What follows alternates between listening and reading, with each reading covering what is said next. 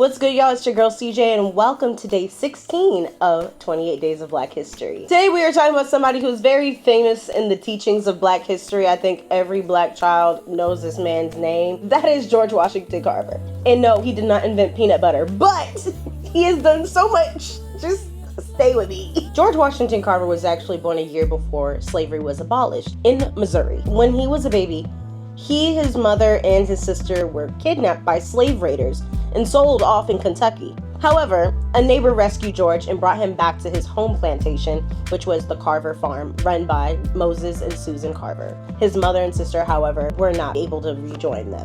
Because he was a fairly sick child, he did more of the house chores and gardening. He actually got really good at the gardening, and a lot of the neighboring farmers called him the plant doctor. Now, Susan taught George how to read, so when he turned 11, he went to a school for Black children to further his education. After graduating high school, he actually wandered and traveled all throughout the Midwest in the 1880s before he actually settled in Iowa to attend the State Agricultural College, which is now Iowa State. After completing his graduate studies, Booker T. Washington reaches out and says, "Hey, I got a job for you. Do you want to be a professor at Tuskegee Institute, which is now Tuskegee University?" This was giving George the opportunity to establish an agricultural school at Tuskegee Institute. That didn't go too smoothly because a lot of people thought George was receiving special treatment from Booker T. While at Tuskegee, he was doing soil studies and found that the soil in the area was actually ideal for growing sweet potatoes and, you guessed it, peanuts. While at the time, cotton was still the most important and popular crop to grow, George started teaching farmers how to use the legumes and sweet potatoes